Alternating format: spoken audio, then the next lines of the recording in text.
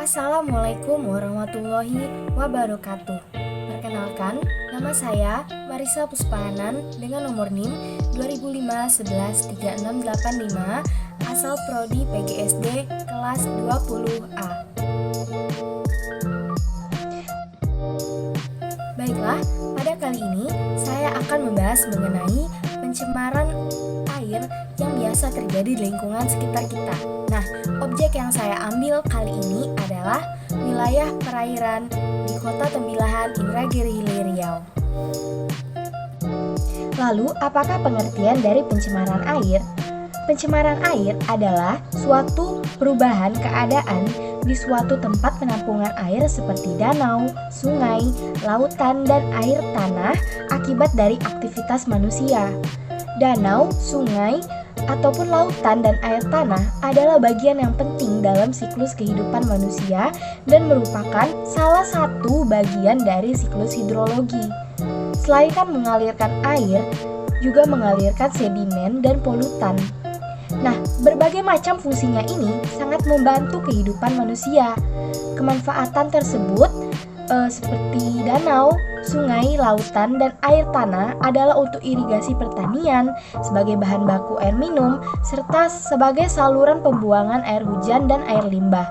Bahkan sebenarnya berpotensi sebagai objek wisata. Nah, pencemaran air terjadi pada sumber-sumber air seperti danau, sungai, laut, dan air tanah yang disebabkan oleh aktivitas manusia. Air dapat dikatakan tercemar jika tidak dapat digunakan sesuai dengan fungsinya. Walaupun fenomena alam seperti gunung meletus, pertumbuhan gulma yang sangat cepat, badai dan gempa bumi merupakan penyebab utama dari perubahan kualitas air, akan tetapi fenomena tersebut tidak dapat disalahkan sebagai penyebab dari pencemaran air. Pencemaran ini dapat disebabkan oleh limbah industri, limbah perumahan, pertanian, rumah tangga, dan penangkapan ikan dengan menggunakan racun. Polutan industri antara lain adalah polutan organik seperti limbah cair, sedangkan polutan anorganik itu seperti padatan atau logam berat dan sisa bahan bakar itu, dan tumbuhan minyak tanah dan oli merupakan sumber utama pencemaran air, terutama air tanah. Di samping itu, di samping penggundulan hutan, baik untuk pembukaan lahan pertanian, perumahan, dan konstruksi bangunan lainnya, hal ini dapat mengakibatkan pencemaran air tanah. Limbah rumah tangga seperti sampah-sampah organik atau sisa-sisa makanan, lalu sampah anorganik seperti plastik, gelas, kaleng, serta bahan kimia seperti deterjen, batu baterai. Nah, itu juga berperan besar loh dalam pencemaran air, baik itu air di permukaan maupun di air tanah. Nah, polutan dalam air mencakup unsur-unsur kimia, lalu juga mencakup patogen atau bakteri dan perubahan sifat fisika dan kimia dari air. Banyak unsur-unsur kimia yang merupakan racun yang mencemari air. Patogen atau bakteri akan mengakibatkan pencemaran air sehingga menimbulkan penyakit pada manusia dan binatang. Adapun sifat fisika dan kimia air meliputi derajat keasaman, konduktivitas listrik, suhu, dan fertilisasi permukaan air. Di negara-negara berkembang, salah satunya itu ya seperti di Indonesia, pencemaran air itu merupakan penyebab utama gangguan kesehatan manusia dan menimbulkan penyakit. Lalu, apakah pengertian dari pencemaran air? Pencemaran air adalah suatu perubahan keadaan di suatu tempat penampungan air seperti danau, sungai, lautan, dan air tanah akibat dari aktivitas manusia. Danau, sungai, ataupun lautan dan air tanah adalah bagian yang penting dalam siklus kehidupan manusia dan merupakan salah satu bagian dari siklus hidrologi.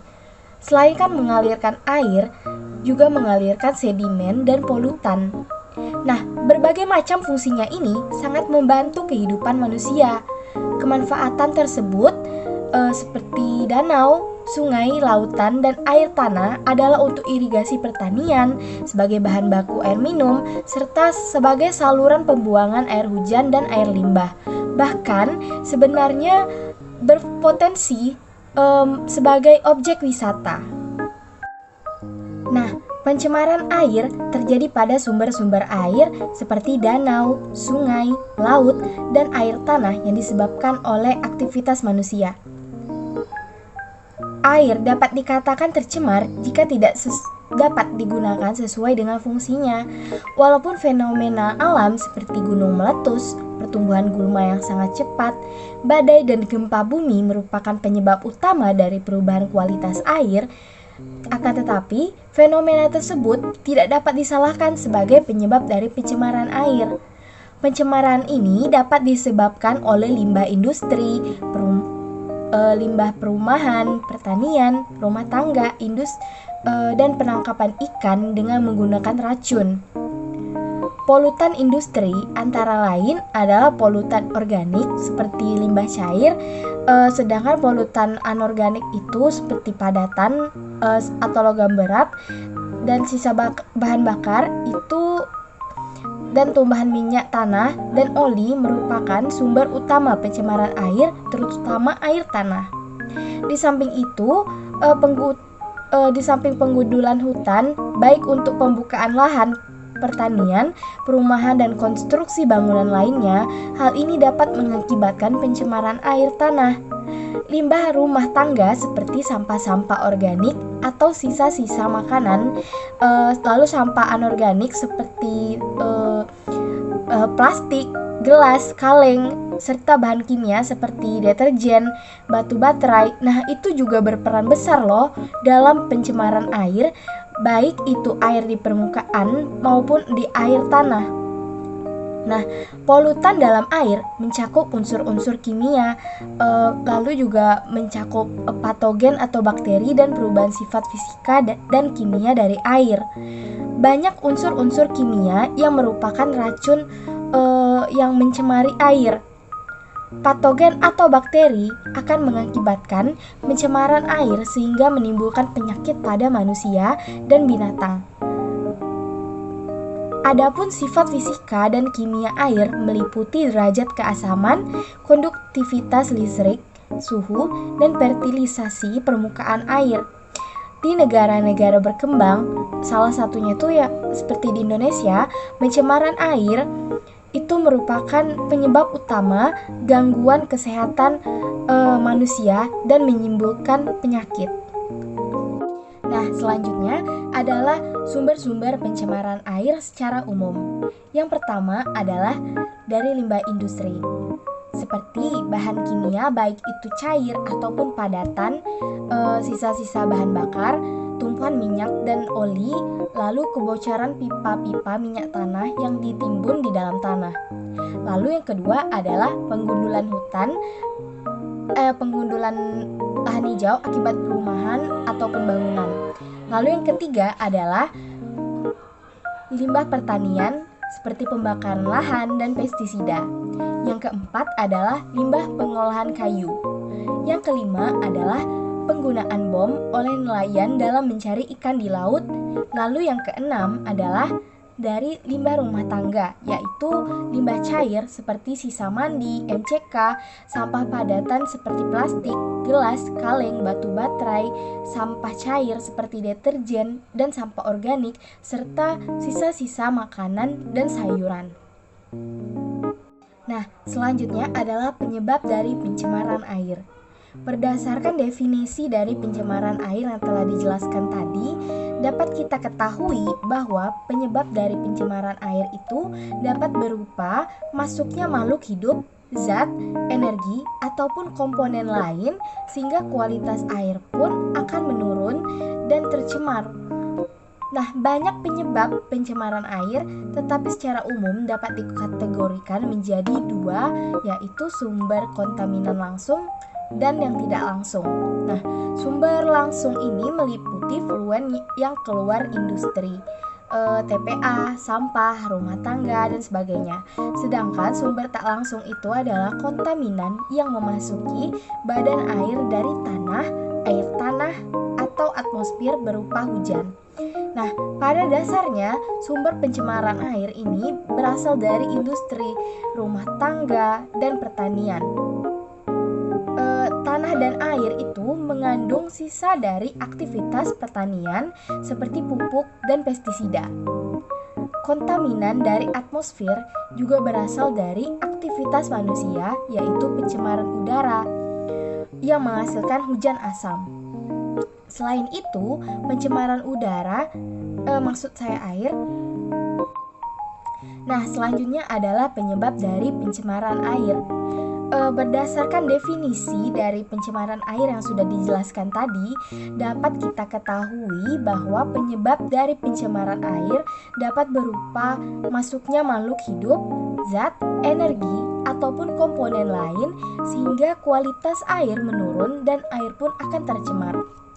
Banyak penyebab dari pencemaran air ini, tetapi secara umum dapat dikategorikan menjadi dua sumber, yaitu sumber kontaminan langsung dan sumber kontaminan tidak langsung.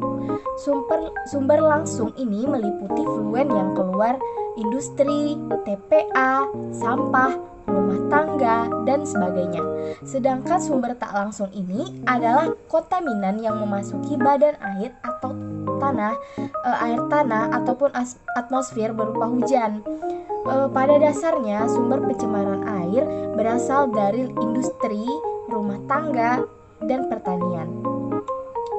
Tanah dan air mengandung sisa dari aktivitas pertanian seperti pupuk dan pestisida. Nah, kontaminan dari atmosfer juga berasal dari aktivitas manusia, yaitu pencemaran udara yang menghasilkan hujan asam. Selain daripada itu, pencemaran air juga dapat disebabkan oleh berbagai hal dan memiliki karakteristik yang berbeda-beda. Yang pertama adalah meningkatnya kandungan nutrien dapat mengarah pada eutrofikasi. Lalu yang kedua, sampah organik seperti comberan yang menyebabkan peningkatan kebutuhan oksigen pada air akan menerimanya yang mengarah pada berkurangnya oksigen yang dapat berdampak parah terhadap seluruh ekosistem.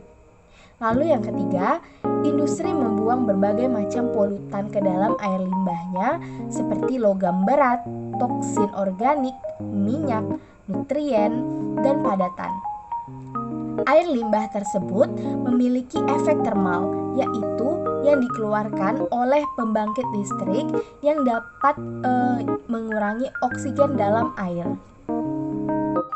Selanjutnya adalah komponen dari pencemaran air. Nah, dewasa ini manusia telah banyak mengenal jenis-jenis dari zat kimia.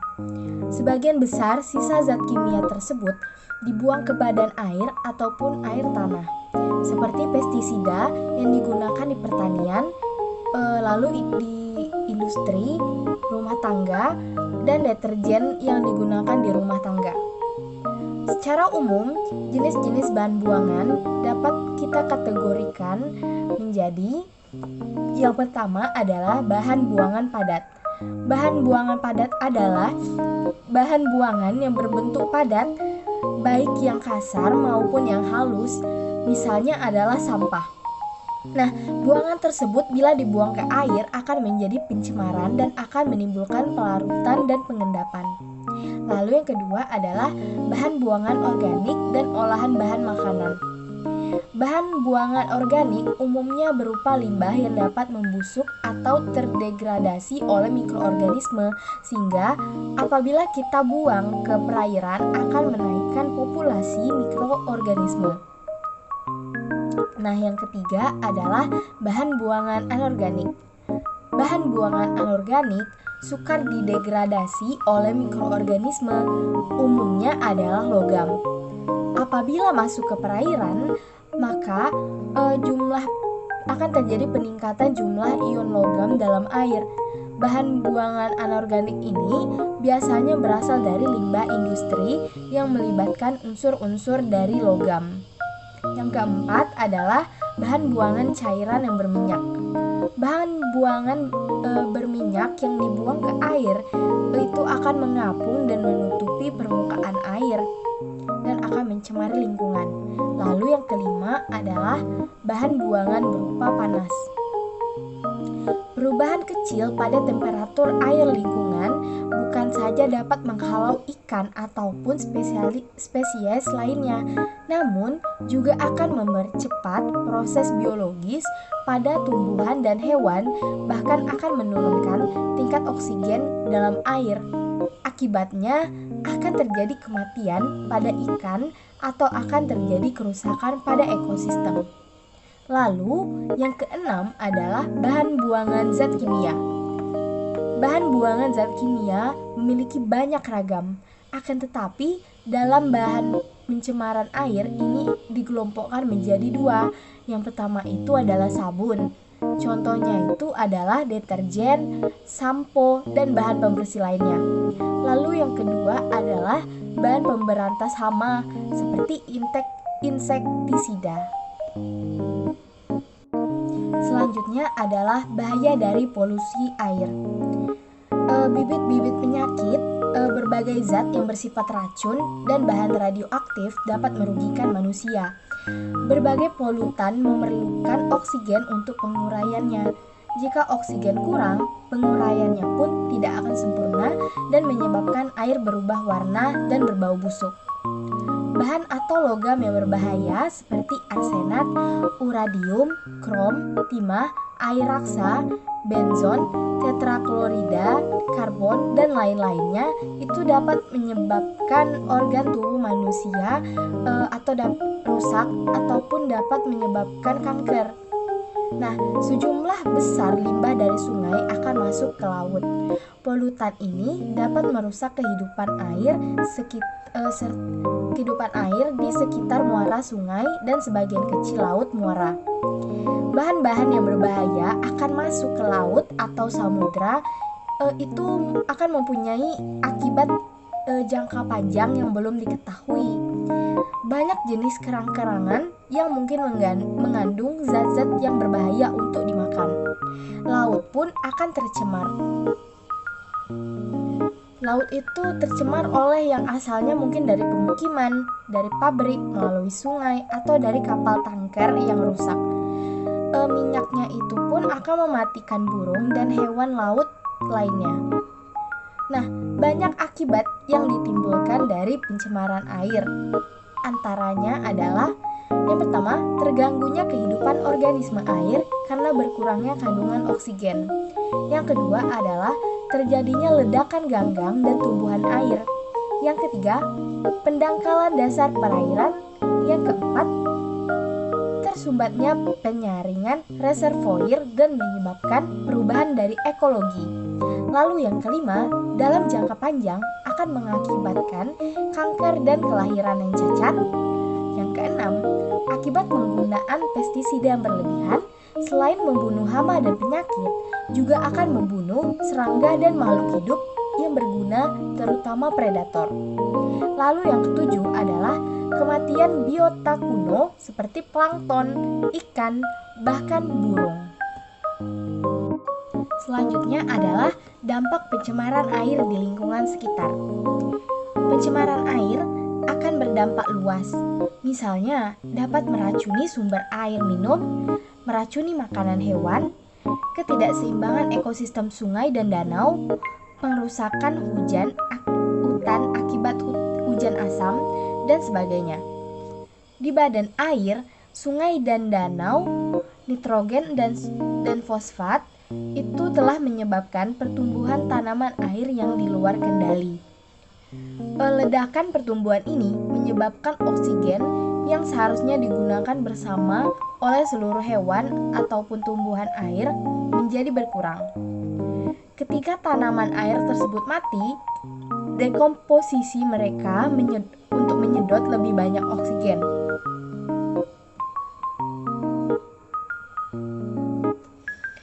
Sebagai akibatnya, ikan-ikan pun akan mati dan aktivitas bakteri pun akan menurun. Lalu, dampak pencemaran air ini pada umumnya dibagi menjadi 4 kelompok. Yang pertama adalah dampak terhadap kehidupan biota air. Yang kedua, dampak terhadap kualitas air tanah. Yang ketiga, dampak terhadap kesehatan. Dan yang keempat adalah dampak terhadap estetika lingkungan. Yang pertama, dampak terhadap kehidupan biota air.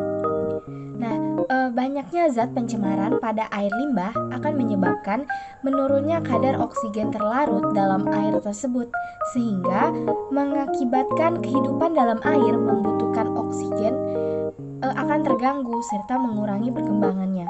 Akibat matinya bakteri-bakteri, maka proses penjernihan air secara alamiah yang seharusnya juga terjadi pada air limbah pun akan terhambat.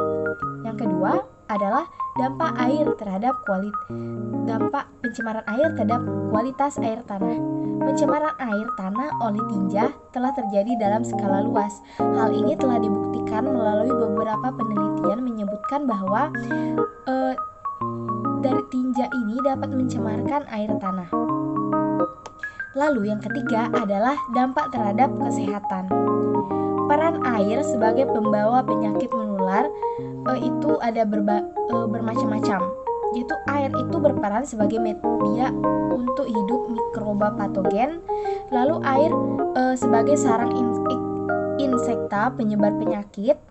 Lalu jumlah air yang tersedia tidak cukup sehingga manusia pun tidak dapat membersihkan dirinya.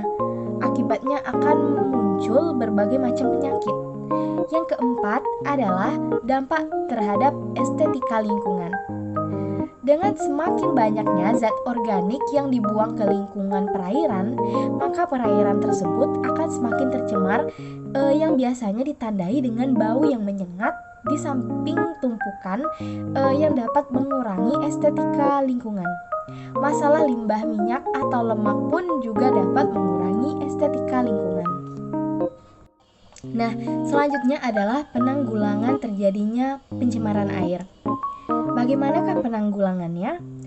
Sampah padat dari rumah tangga berupa plastik ataupun serat sintesis yang tidak dapat diuraikan oleh mikroorganisme itu harus dipisahkan. Kemudian diolah menjadi bahan lain yang berguna. Misalnya dapat kita olah menjadi sebuah keset. Sampah organik yang dapat diuraikan oleh mikroorganisme bisa kita kubur di dalam lubang tanah. Kemudian kalau sudah membusuk dapat kita gunakan sebagai pupuk. Untuk mencegah agar tidak terjadi pencemaran air dalam aktivitas kita membutuhkan setidaknya tidak menambah terjadinya bahan pencemar seperti tidak membuang sampah rumah tangga sembarangan ataupun sampah rumah sakit, sampah industri dan lain-lain. Juga kita tidak menggunakan pupuk dan pestisida secara berlebihan karena sisa pupuk dan pestisida itu akan mencemari air dan lingkungan tanah pertanian. Lalu kita tidak menggunakan deterjen fosfat karena senyawa fosfat itu merupakan makanan bagi tanaman air seperti eceng gondok yang dapat menyebabkan terjadinya pencemaran air. Pencemaran air yang telah terjadi secara alami, misalnya adanya jumlah logam-logam berat yang masuk dan menumpuk dalam tubuh manusia. Logam berat ini dapat meracuni organ tubuh melalui pencernaan karena tubuh memakan tumbuh-tumbuhan yang mengandung logam berat meskipun diperlukan dalam jumlah kecil. Proses pencegahan terjadinya pencemaran lebih baik daripada proses penanggulangan terhadap pencemaran yang telah terjadi. Usaha-usaha tersebut dapat kita lakukan untuk menjaga agar air tanah tetap bersih, yaitu yang pertama, kita dapat menempatkan daerah industri atau pabrik jauh dari daerah perumahan ataupun jauh dari daerah pemukiman. Yang kedua, pembuangan limbah industri kita atur sehingga tidak mencemari air ataupun lingkungan. Yang ketiga, pengawasan terhadap penggunaan jenis-jenis pestisida dan zat-zat kimia lain yang dapat menimbulkan pencemaran. Lalu yang keempat, kita dapat memperluas gerakan penghijauan. Yang kelima, kita dapat bertindak tegas terhadap perilaku pencemaran lingkungan. Yang keenam, kita dapat memberikan kesadaran terhadap masyarakat tentang bagaimana arti dari lingkungan hidup itu sendiri, sehingga pencemaran air pun tidak akan terjadi kembali. Baiklah, itu tadi penjelasan saya mengenai pencemaran air.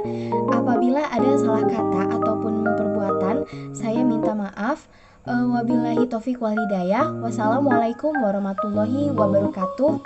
Terima kasih telah menyaksikan video dari saya. Semoga bermanfaat untuk kita semua. Amin amin robbal alamin. Wassalamualaikum warahmatullahi wabarakatuh.